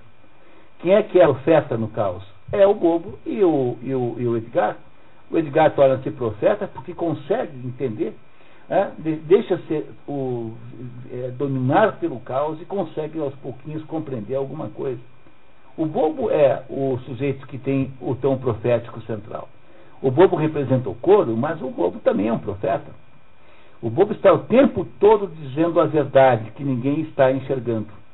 Enquanto as duas irmãs, com o Cornualha e com o Edmundo, tentam se apossar e construir a nova ordem que será estabelecida agora, depois da expulsão do rei, depois que o rei foi destituído completamente do seu poder, e aí o rei passa a ter uma outra simbologia. Aí, no segundo momento, o rei não simboliza mais apenas o poder temporal, mas o rei simboliza a ordem anterior, a ordem que havia e que foi destruída. E aí, então, todos os elementos caóticos entram em conflito, e desses elementos caóticos, então, começam a nascer a possibilidade de recuperação da verdade. Do elemento caótico de cegueira que o Gloucester sofre, ele nasce a percepção da verdade, quem é que era filho e quem não era. O rei Lear, que vivia num mundo de absoluta infantilização, né? Ou seja, um homem infantilizado por um poder completamente sem cabimento, começa a perceber o que é de fato, como de fato o mundo é, coisa que não havia percebido até então. E o Edgar, então, percebe o quanto ele havia sido envolvido naquela vida, quanto ele estava envolvido naquele jogo sem sentido. É do caos, da tempestade e da desgraça que todo mundo sofre que nasce a possibilidade da recuperação da razão, que é o que acontece com o Lear, que acontece com o Edgar e que acontece com o Gloucester. Todos esses três recuperam a razão.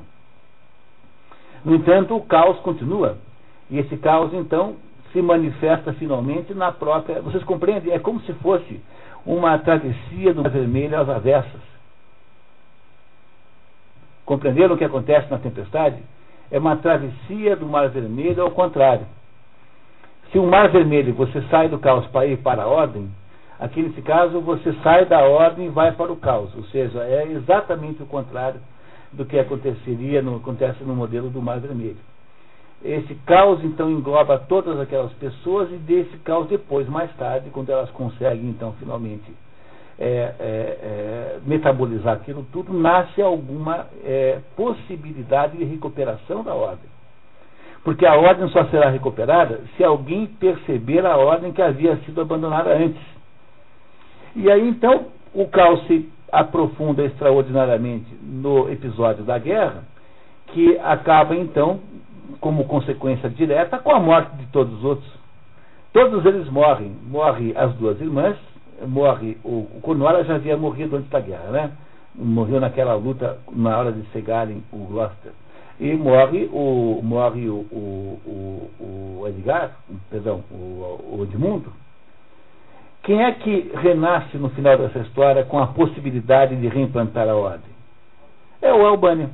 O Albany é que renasce com uma possibilidade de recuperar o poder, e recuperar agora um poder baseado no quê? Baseado no processo espiritual, que não é possível, sem o qual você não consegue estabelecer uma ordem durável sobre o mundo. A pergunta, obviamente, que não quer calar é a pergunta de por que é que a Cordélia morre. Sabe que isso não é uma coisa pacífica, viu? Porque houve várias versões da história em que a Cordélia casava com Edgar no final. Tem para vocês alguns editores, entre aspas, que eram tinham uma gráfica que pegava o texto e fazia do jeito que queria. Alguns editores achavam muito melhor fazer a Cordélia casar com Edgar no fim. Então há versões da história em que a Cordélia casa com Edgar no final. Mas a versão shakespeariana, que é, aliás, a versão que está lá no Faerie Queene, a Cordélia morre de fato. Nos dois casos. No Faerie Queene morre de outro jeito, mas morre também. Mas a pergunta central é por que é que a Cordélia morre no processo? Porque ela faz a parte dela? Quem é que conduziu todo o processo de recuperação da ordem? Quem é que mandou cartas para todo mundo? Quem é que conduziu nos bastidores tudo? Quem? O Kent. Vocês repararam aqui que no fim o Kent diz assim: eu tenho uma viagem, senhor, pronta missão, o meu rei me chama, não posso dizer não. Quer dizer, quem é o rei de Kent, né? Porque o rei havia morrido. Quer dizer, essa é um pedaço enigmático da história, não dá para a gente dar uma resposta positiva. Mas obviamente que é o Deus cristão que está aqui disfarçado sob um nome misterioso, porque Shakespeare acreditava nisso tudo, mas ele não podia botar Jesus Cristo aqui em ano 800 a.C. Então, no fundo, o que o Kent faz é conduzir, como se fosse um diretor, né, como se fosse uma espécie de manipulador de bonecos, toda a história para que, a partir de um conjunto de coisas, a ordem pudesse ser recuperada de alguma maneira. Quem é nessa história que mais parece com Shakespeare? Se o Shakespeare fosse escolher uma personagem para representá-lo, quem é que vocês acham que ele escolheria? Quem? É nitidamente Kent, porque o Kent faz o papel que ele, Shakespeare, faz, em contar essa história para a gente perceber como as coisas são assim em última análise. Quer dizer, o Kent é o sujeito que está por trás como fio condutor, o único elemento unificador da história toda é o Kent, que não desgostava do rei, porque no fundo estava procurando manter a ordem que pudesse ser recuperada, mas o rei, quando então finalmente morre a Cordélia, ele descobre que entendeu agora como foi a sua vida, o rei morre com uma espécie de alívio, como dizendo assim, agora eu posso ir embora porque está tudo resolvido, e entrega, é como se o rei entregasse a coroa na mão do Albânia, que é a figura, que é a personagem certa para assumir, para assumir o poder agora, só sobrou ele. Por que a Cordélia morre nessa história? A Cordélia funciona como bode expiatório, porque é preciso acabar a luta, e o modo pelo qual você acaba a luta é sacrificando o cordeiro inocente. É a nossa velha teoria do René Girard, funciona como o Gregor Samsa na Metamorfose. Alguém precisa acabar sendo sacrificado como um cordeiro inocente na história. É por isso que Shakespeare não abandona a ideia de que a Cordélia teria morrido nas peças que antecederam. O René Girard mostra que, do mesmo modo que a humanidade foi criada por um ato de violência, o Caim mata o irmão Abel, Deus pergunta a Caim onde é que está Abel, Caim diz assim, eu sei lá, eu sou por acaso o guardião do meu irmão. Aí então Deus deixa claro que sabe que ele matou Abel, e diz, o teu irmão clama desde as profundezas por justiça. Mas Deus, embora Deus lembre de Abel o resto da vida, Deus permite que Caim funde a humanidade por um ato de violência. A ideia do René Girard é que a humanidade se constrói a partir da ideia do desejo mimético. As pessoas querem as coisas, não porque as coisas valem alguma coisa em si, mas porque os outros as querem. É por isso que no episódio da tentação do paraíso, o Adão só quer a maçã porque a Eva quer antes. E isso é uma coisa que funciona. Se você não diz que se tiver um cachorro que você quer que ele coma uma coisa que ele não quer comer, basta você fingir que você quer comer, que ele vai sair correndo comendo. Então dá para o outro cachorro que aquele passa a querer. Então a ideia central do René Girard é que a humanidade constrói o seu imaginário a partir da ideia do desejo mimético. Esse desejo mimético é irrealizável, porque ele é um desejo de inveja. Quando então essa inveja não pode ser resolvida, então é preciso sacrificar alguém, no caso bíblico, Abel é o sacrificado, para de alguma maneira lidar com aquela tensão de desejos, aquela tensão desiderativa. Quando então o cordeiro é finalmente sacrificado, como se ele fosse o culpado, mas o que era o bode expiatório para o judaísmo? Chegava no final do ano, ou lá num determinado momento, dizia para o bode que ele era o culpado por todos os males dos judeus, e você chuta o bode barranco abaixo, precipício abaixo, e quem foi lá e pagou a culpa não foi você, foi o bode. Essa ideia do bode expiatório era a transferência da culpa, pois a transferência da culpa aqui é feita em Cordélia. Cordélia é que com a sua morte permite que possa haver a recuperação da ordem, como é o caso, em última análise, de Sócrates, recuperando a possibilidade de filosofia ao se deixar imolar, e como é o caso simbólico de Jesus Cristo, que mesmo tendo toda a razão, mesmo tendo todas as razões e os méritos, mesmo assim é colocado a sacrifício, mesmo contra a sua nítida, clara e indiscutível razão. Essa é a história não é uma história da velhice, essa é a história do desvio fundamental da ordem. Na hora em que o ser humano briga com o aspecto espiritual, na hora em que isso é rompido de alguma maneira, nós caímos num caos absoluto. E esse caos, se por um lado é o mundo real concreto, que é do homem após a queda, mas é o mundo real humano sem a presença do espírito, por outro lado, esse caos em que nós vivemos, estamos aí, estamos inseridos, é o caos da vida humana, o caos da morte, o caos que você só entende ao ler totalmente a descrição do rei Lear, chafurdando na charneca ensopada, naquela tempestade gigantesca. Esse caos é o caos que ensina a procurar e ensina a redescobrir a ordem, sem a qual não é possível produzir nenhum aspecto, nenhuma construção humana em nenhuma circunstância.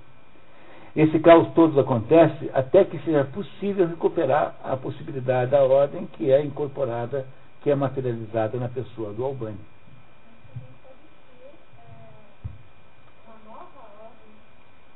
A que estava envelhecida era do rei Lear.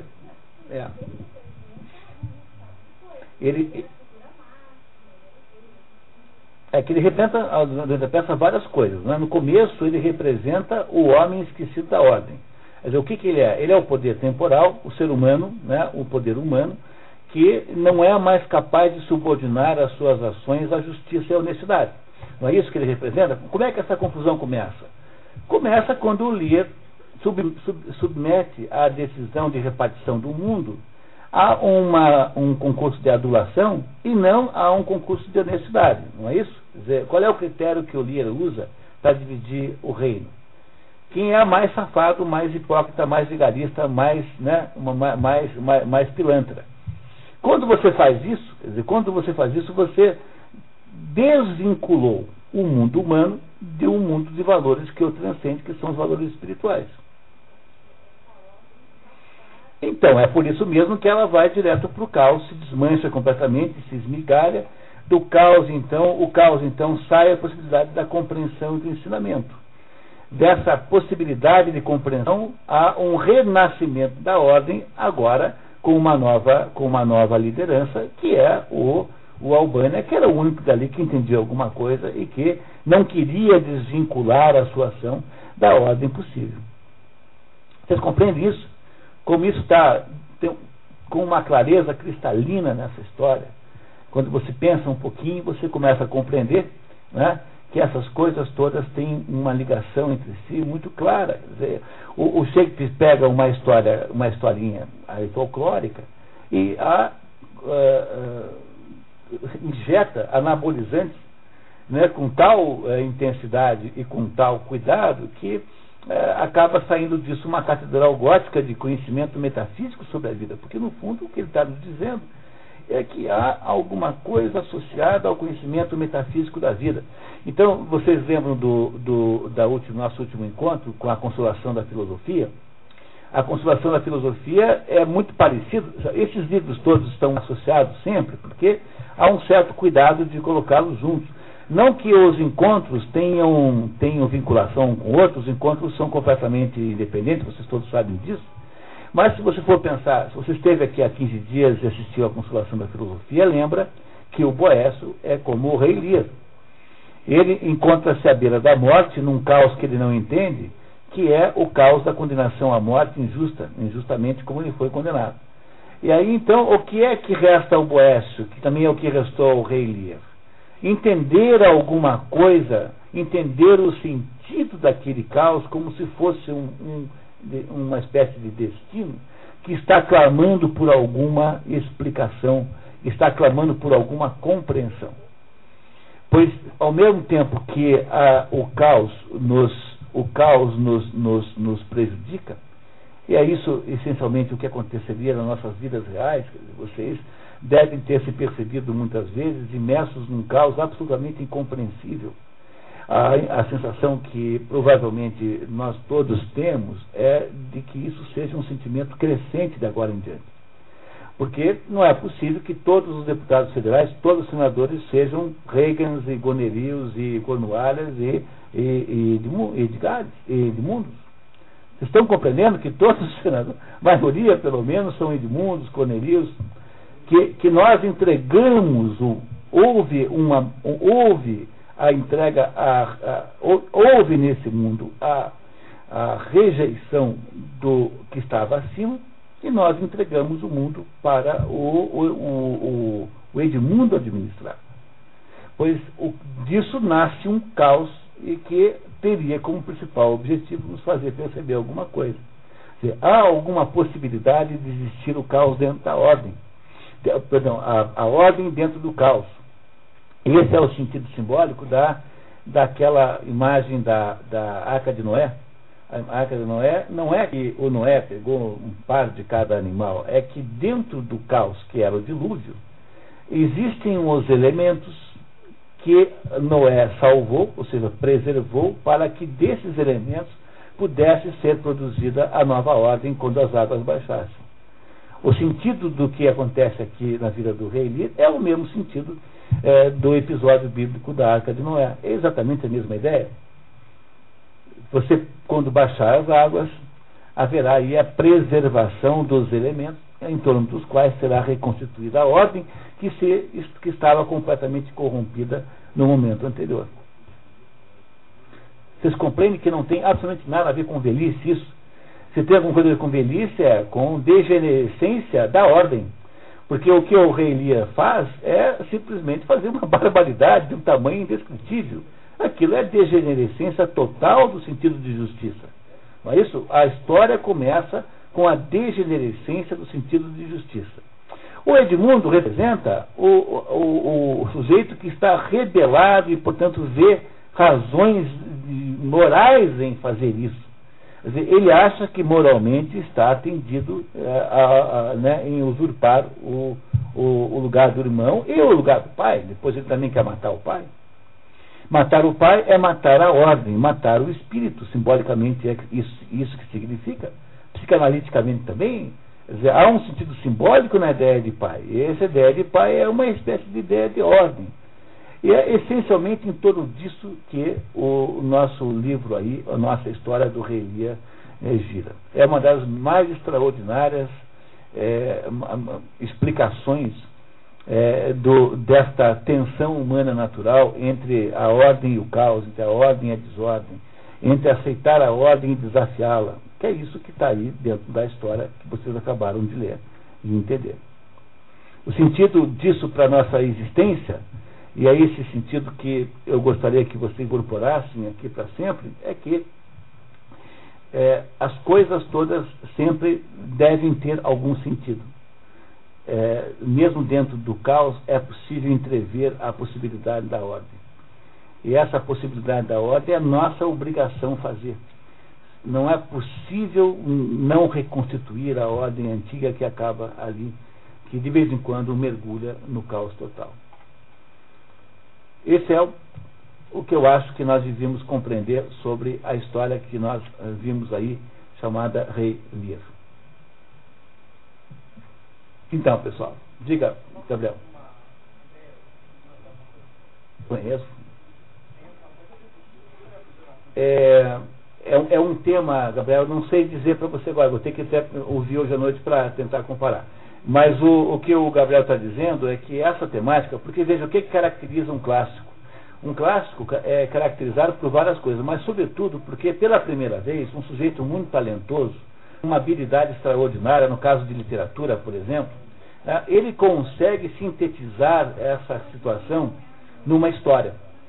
Então isso é um clássico. Um clássico é aquele sujeito que abre um precedente e que por ser poderosíssimo, ele constrói em torno de si uma espécie de linhagem de descendentes. Então, essa história é contada aos montes em todos os lugares. Dentro da obra de Shakespeare, se vocês forem pensar bem, esse é quase o tema predominante. Então, quando eu digo para vocês que essa obra, eu disse no cabeçalho, né, que essa obra é um exemplo da cosmologia de Shakespeare, Shakespeare é um sujeito profundamente cristão, católico, escondido, porque não podia ser muito católico naquela época, um profundamente cristão, que vê o Otto Maria Carpo, acho que injustamente, acha que Shakespeare é o sujeito mais pessimista do mundo. Mas se você lê o Rei Lear, você percebe que não é, Porque há sempre a possibilidade da recuperação da ordem. É o que o Capô não entende, o sentido da morte da Cordélia. Por isso que ele não consegue entender que houve ali uma abertura de um capítulo novo em que a ordem é recuperada pelo Albânia e daí é possível haver vida humana novamente. Foi preciso o caos se estabelecer, como a ideia do dilúvio. O dilúvio tem esse sentido metafísico, para que a ordem pudesse existir. Então acontece quando você fica muito doente, depois de passar uma vida fazendo bobagem. Você tomar droga 10 anos, um dia você vai ficar bem doente. Aí você vai, talvez, esconder alguma coisa sobre a sua própria vida. Acontece quando você tem uma vida economicamente irresponsável, um dia você fica pobre, aí você entende mais ou menos como é que é a sua vida, como é que é o valor das coisas, o que é caro, o que é barato. Essas coisas, esses caos, essas tempestades que a vida inventa, podem ser resolvidos ou com a morte ou com a recuperação da ordem. E você é que escolhe em última análise. Esse é o sentido pessoal de uma obra como essa. Quer dizer, dentro do caos há alguma coisa extraordinariamente importante para se entender. O Edgar percebe que ele se tornou agora alguém capaz de compaixão e era simplesmente um rufião, um sujeito de vida desregrada. O Rei Lear descobre que ele não aguenta uma febre intermitente, que ele é apenas um ser humano comum, e que o que diziam para ele era mero puxa-saquismo, meia adulação barata, que ele na verdade não era amado por ninguém, não é? Ele vai ficando cada vez maior. Essa que é interessante, é que o Kent vai deixando o tempo todo o rei maior. Na medida em que ele vai ficando mais consciente, ele vai deixando de ser um velho ridículo, capaz de fazer aquela chantagem de criança, para ser um sujeito que aceita até a morte no final, até a resignação naquele trecho maravilhoso, em que ele diz assim: então vamos ficar presos, vamos ser espiões de Deus, vamos espionar a verdade como se fôssemos espiões de Deus. Ele foi gigantesco quando ele conseguiu sair daquela mediocridade que lhe era intrínseca. Porque ele se recuperou o espírito, se reconciliou com o espírito. E o Gloucester, quando ficou cego, é que entendeu quem é que, afinal de contas, eu amava, que não era o Edmundo, mas era o Edgar. Para esses, o caos resolveu as suas vidas. Para aqueles que achavam que o caos era uma oportunidade para estabelecer a sua ordem, e que não a ordem espiritual, que eram os outros três, o caos significou o processo de morte e não o processo de vida. Essa é, fundamentalmente, a diferença. Veja, o Edmundo, que partia da ideia da rebelião contra o seu status social inferior, ainda conseguiu ser amado pelas duas mulheres.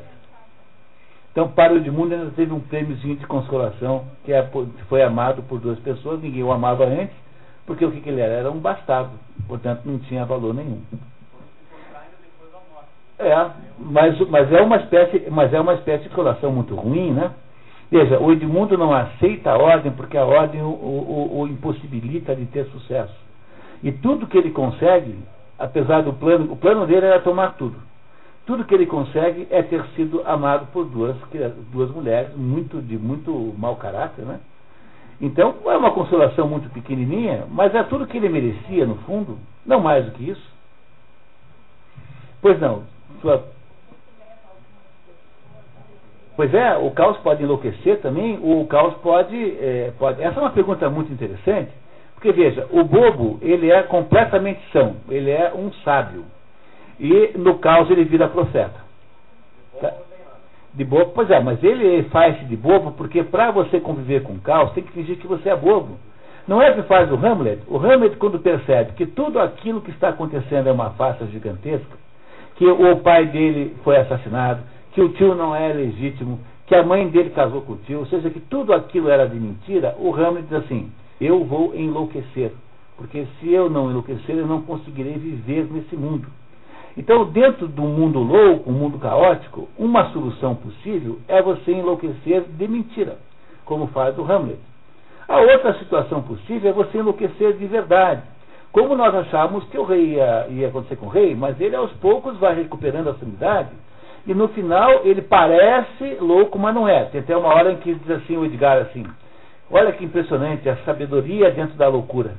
Quer dizer, ele vai aos pouquinhos ficando cada vez mais sábio, recupera a possibilidade de entender alguma coisa e casa-se de novo com o espírito. Quando ele faz isso, então ele pode morrer aliviado. Morre aliviado tendo entregue mais ou menos a filha como uma espécie de cordeiro para o sacrifício, né, como vítima sacrificial, que é o que a Cordélia é nessa história. Então, o caos se instalou, você tem aqueles que tentarão usufruir disso para tomar o poder. Por exemplo, o ideólogo moderno, aquilo que o Albert Camus chama de homem revoltado.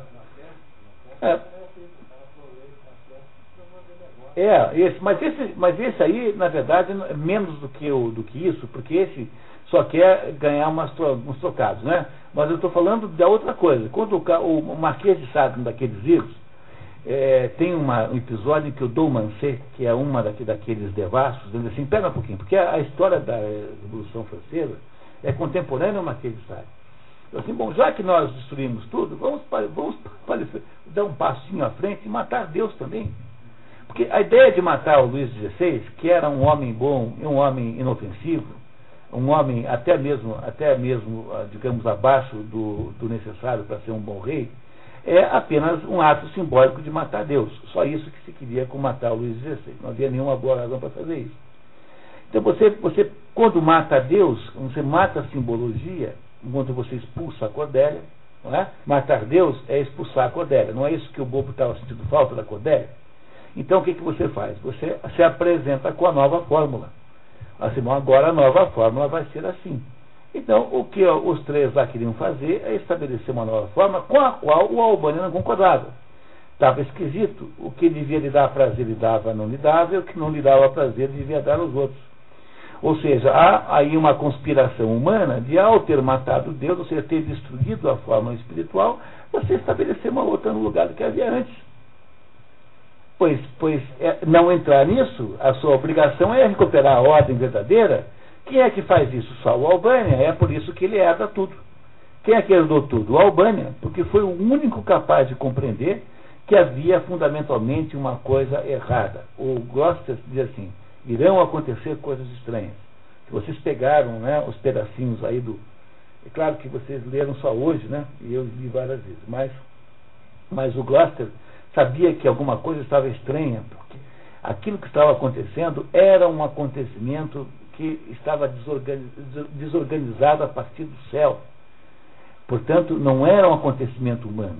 Ali havia alguma perturbação na ordem, no sentido grego da palavra. Ordem, em grego, é chamado de caos. Ordem é cosmos. Cosmos é ordem em grego. Contrário de caos. Né? É sinal dos tempos. O céu te conta o que está acontecendo. Se você não acredita nisso, você acha que a ordem, que tudo é uma questão humana. Cristiane, por favor, você tinha uma pergunta? A loucura pode ser o único modo de conviver com o absurdo. É isso mesmo, pode ser. Mas a loucura do Edgar é uma loucura fingida. E a loucura do Rei Lear é uma loucura verdadeira, real. Que é aos pouquinhos, digamos, minimizada, porque na medida em que a loucura avança, também avança uma clareza que ele finalmente é capaz de entender. É isso mesmo. É isso mesmo. Quando o caos se estabelece, o caos é auto-implodível, digamos assim. Ele não é sustentável, porque ele é justamente a falta de ordem. E se ele puder existir sem a ordem, então é como mais ou menos se não houvesse mais mundo. Então ele é a vitória do caos é a extinção do mundo tal como nós conhecemos. Então o caos ele gerará vítimas, ou ele gerará aquilo que a Arca de Noé preservará para o próximo momento, que é o que o Albany representa, e que a Cordélia representava já antes, porque a Cordélia já era boa antes disso tudo acontecer. A Cordélia representa simbolicamente o espírito que foi abandonado e foi rejeitado pelo rei, quando o rei havia perdido a noção do que significava o valor das coisas. Só o caos pode consertar isso tudo. Os hindus dizem que isso é o modo pelo qual o mundo funciona. Você tem uma coisa chamada Manvara, que começa com uma ordem absolutamente espiritual, e que vai declinando até chegar na desordem máxima, quando então esse mundo, de alguma maneira, é substituído por um outro. Então são os diversos mundos humanos, cada um é um Manvantara. Quem estudou René Guénon comigo, aqui o ano passado, nós tivemos o René Guénon, a crise do mundo moderno, e quem estudou, o melhor livro para contar essa história é o Reino da Quantidade, que é um livro absolutamente maravilhoso, que conta como esse processo acontece cosmicamente, que é o processo da diluição da ordem original. Pois é essa história que nos é contada aqui, sob o ponto de vista ficcional, e que nos conta com uma competência extraordinária. Bom, pessoal, eu queria não passar muito do tempo, né? Então eu queria dizer a vocês basicamente que agradeço muito por ter estado aí, queria agradecer muito ao Sérgio e agradecer às pessoas que estão nos ajudando aqui, a Patrícia, que faz todo o trabalho pesado, eu só fico me exibindo aqui, né? Agradecer a Denise Maria, que faz toda a programação visual, e